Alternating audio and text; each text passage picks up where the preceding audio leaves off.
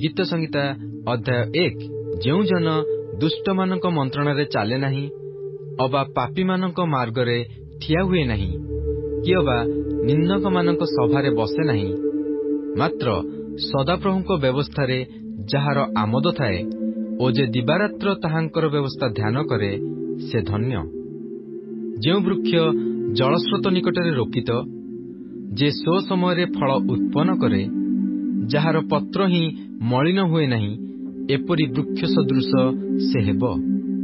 ପୁଣି ସେ ଯାହା କରେ ତାହା ସଫଳ ହେବ। ଦୁଷ୍ଟମାନେ ସେ ପ୍ରକାର ନୁହନ୍ତି, ମାତ୍ର ବାୟୁ ଦ୍ୱାରା ଚାଳିତ ତୁଷତୁଲ୍ୟ ଅଟନ୍ତି। ଏହେତୁ ଦୁଷ୍ଟମାନେ ବିଚାର ସ୍ଥାନରେ, ଅବା ପାପୀମାନେ ଧାର୍ମିକମାନଙ୍କ ମଣ୍ଡଳୀରେ ଠିଆ ହେବେ ନାହିଁ। କାରଣ ସଦାପ୍ରଭୁ ଧାର୍ମିକମାନଙ୍କ ପଥ ଜାଣନ୍ତି, ମାତ୍ର ଦୁଷ୍ଟମାନଙ୍କ ପଥ ବିନଷ୍ଟ ହେବ।